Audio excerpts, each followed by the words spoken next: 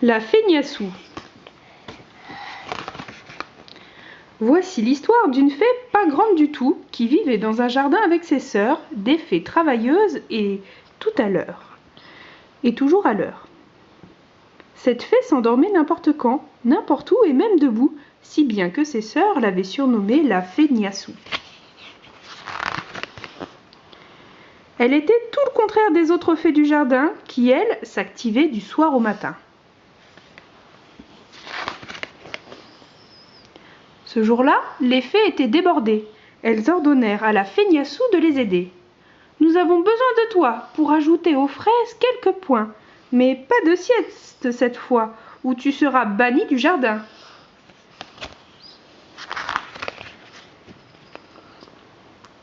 La fée Niassou sauta par-dessus les flaques de boue et se retrouva sur une fraise aussi grosse qu'un chou. « Allez, au boulot, zou !»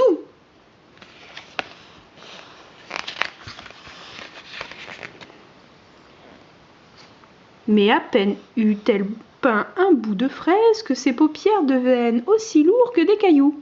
La fraise semblait si tendre, si confortable, que la fée Niassou n'eut plus envie de travailler du tout. Alors elle se coucha et s'endormit d'un seul coup. Ne voyant pas leur sœur revenir, les fées commencèrent à médire. « Je parie qu'elle s'est encore endormie. Si c'est le cas, elle sera punie, comme promis. » Trouvant la fée Niassou couchée à côté de son travail à peine entamé, elles furent très fâchées.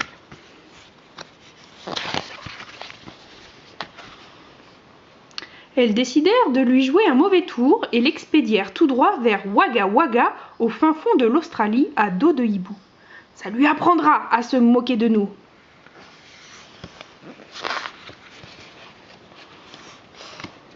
Quand la petite fée ouvrit les yeux, elle ne reconnut rien du tout.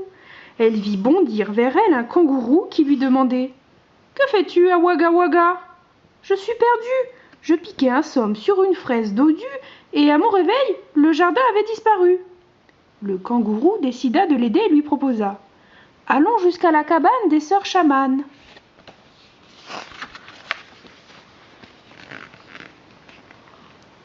Après quelques bonds, la fée et le kangourou arrivèrent devant un grand arbre tout rond.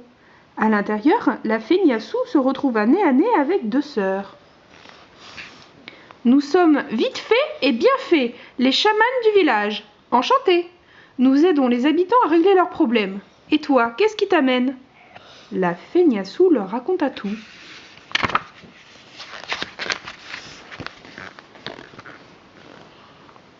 Les fées chamanes comprirent aussitôt la situation et lui dirent « Ton souci, c'est que tu remets toujours à plus tard et que tu préfères dormir comme un loir.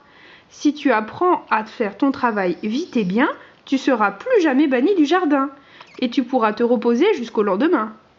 Va maintenant, retiens bien nos conseils et mets-les en application dès ton retour. »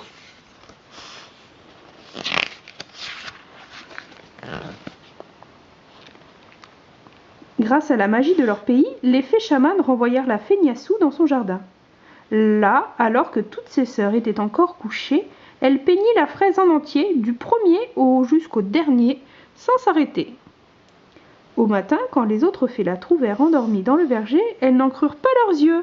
Le travail avait été vite fait, bien fait et avec sérieux. Elles laissèrent leur petite sœur se reposer et firent confiance désormais. La fée Niassou est une petite fée qui s'endort n'importe quand, n'importe où, mais pas avant d'avoir fait les choses jusqu'au bout. Voilà, bonne nuit.